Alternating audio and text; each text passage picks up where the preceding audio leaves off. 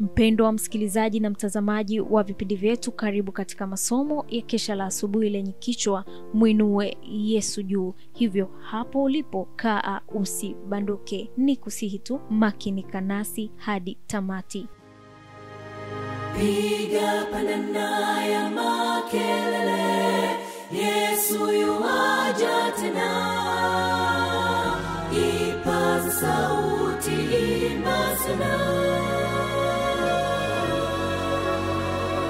Yesu yuaja tena. Anakuja, anakuja. Yesu yuaja tena.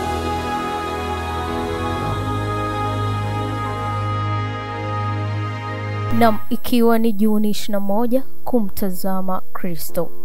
Kama Mungu alivyosema ya kwamba nitakaa ndani yao na kati yao nitatembea, nami nitakuwa Mungu wao, nao watakuwa watu wangu. Wakorintho wa pili 6 mstari wa 16. Tuombe.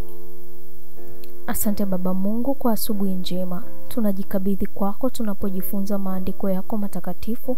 Kwa pamoja nasi tuongoze kupitia jina lako Yesu Kristo. Amen. Akili inapotulia juu ya Yesu, tabia inafinyangwa ili ifanane na ya Mungu. Mawazo yanatawaliwa na hisia ya wema wake, upendo wake. Tunaitafakari tabia yake, na kwa namna hiyo anatawala mawazo yetu yote. Upendo wake unatuzingira. Ikiwa tutalitazama jua hata kwa muda mfupi tu katika utukufu wake wa meridiani, tunapogeuza macho yetu mbali, sura ya jua itaonekana katika kila kitu tunachokitazama. Hivyo ndivyo inavyokuwa tunapomtazama Yesu. Kila kitu tunachokiangalia kinaakisi sura yake, aliyejua la haki. Hatuwezi kutazama kitu kingine chochote wala kuongea kitu kingine chochote. Sura yake imewekwa kwenye jicho la roho na kuathiri kila sehemu ya maisha yetu ya kila siku, ikilainisha na kutiisha asili yetu yote. Kwa kutazama tunafanana na Mungu hata kufikia sura ya Kristo. Kwa wote tunaoshirikiana nao tunaakisi miale angavu na uchangamfu ya haki yake. Tumegeuzwa tabia, kwa maana moyo, nafsi, akili hutiwa nuru kwa kuakisi toka kwake yeye aliyetupenda na kujitoa kwa ajili yetu. Hapa tena kuna utambuzi wa mvuto wa binafsi ulio hai unaokaa ndani ya mioyo yetu kwa imani.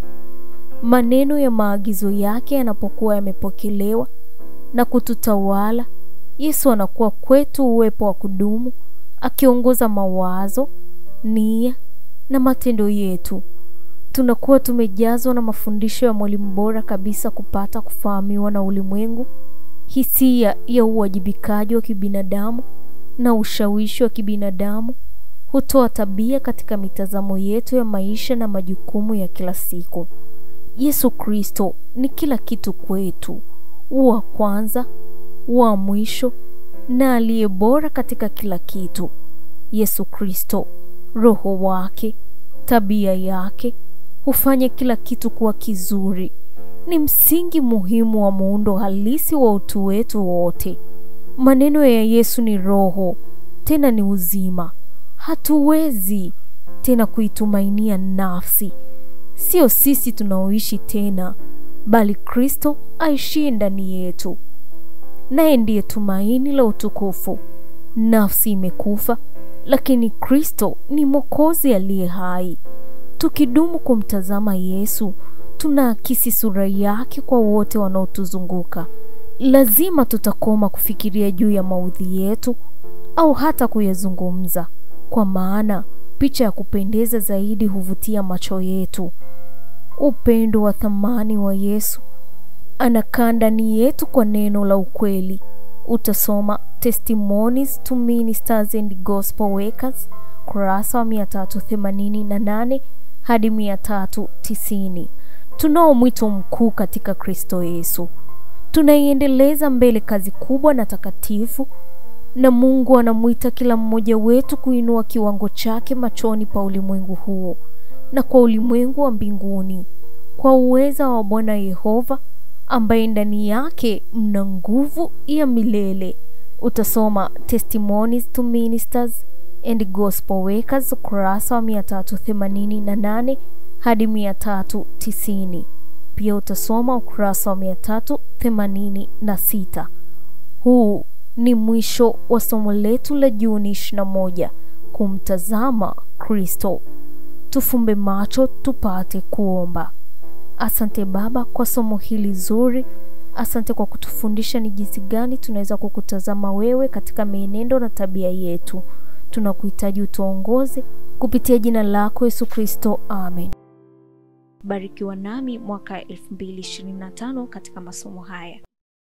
Anakuja, Yesu yu